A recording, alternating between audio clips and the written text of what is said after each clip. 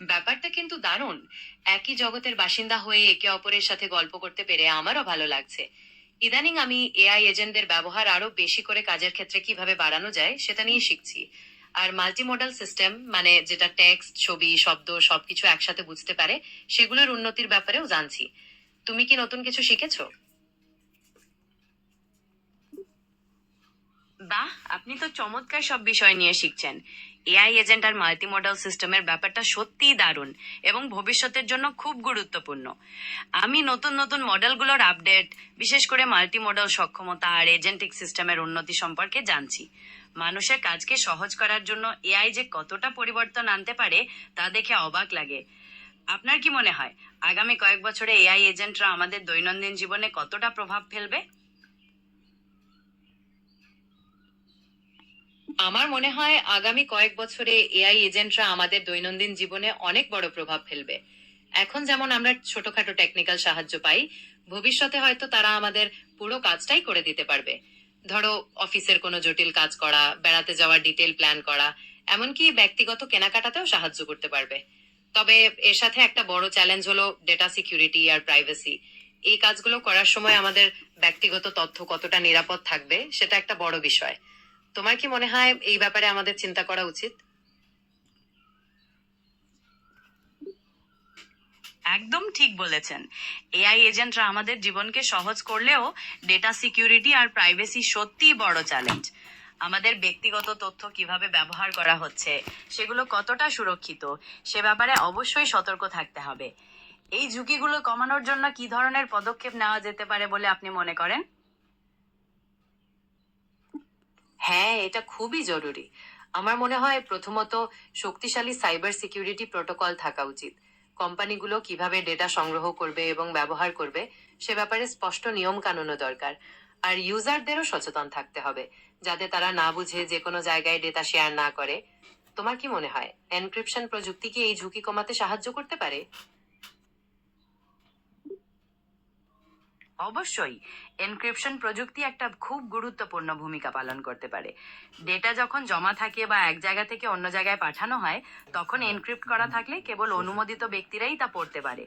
এতে গোপনীয়তা বজায় থাকে এবং অননুমোদিত অ্যাক্সেস কঠিন হয়ে পড়ে।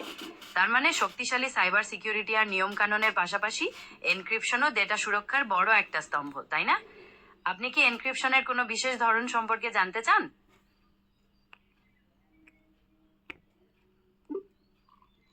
একদম তাই। এনক্রিপশন ডেটা সুরক্ষার একটা বড় স্তম্ভ। তুমি কি সিমেট্রিক এনক্রিপশন, যেখানে একই চাবি ব্যবহার করা হয়, নাকি অ্যাসিমেট্রিক এনক্রিপশন, যেখানে দুটো চাবি লাগে, সেগুলোর ব্যাপারে আলাদাভাবে জানতে চাও? হ্যাঁ, আমি এই দুটো ধরন সম্পর্কেই জানতে চাই।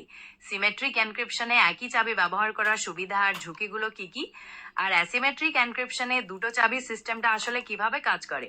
আপনি কোনটা আগে বোঝাতে চান? চলো আগে সিমেট্রিক এনক্রিপশন নিয়ে কথা বলি। এটাই ডেটা এনক্রিপ্ট আর ডিক্রিপ্ট করার জন্য একটাই সিক্রেট চাবি ব্যবহার করা হয়। সুবিধাটা হলো এটা খুব দ্রুত আর সহজ, কিন্তু ঝুঁকিটাও কম নয়।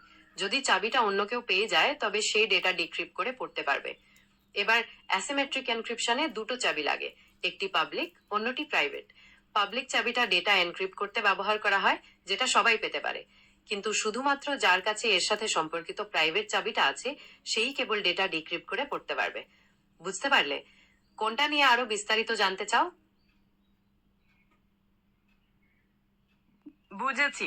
সিমেট্রিক এনক্রিপশন দ্রুত আর সহজ, কিন্তু চাবি হারানোর ঝুঁকিটা বড়। আর অ্যাসিমেট্রিক এনক্রিপশনে পাবলিক চাবি দিয়ে এনক্রিপ্ট করা হলেও প্রাইভেট চাবি ছাড়া কেউ ডিক্রিপ্ট করতে পারে না। বেশ মজার পার্থক্য, তাই না? আপনি কি এই দুটো পদ্ধতির কোনো বাস্তব উদাহরণ সম্পর্কে জানতে চান? অবশ্যই। সিমেট্রিক এনক্রিপশনের বাস্তব উদাহরণ হলো তুমি যখন কোনো ফাইল বা হার্ড ড্রাইভ পাসওয়ার্ড দিয়ে লক করো, একই পাসওয়ার্ড তোমার ডেটা এনক্রিপ্ট করতে এবং ডিক্রিপ্ট করতে ব্যবহার করা হয়।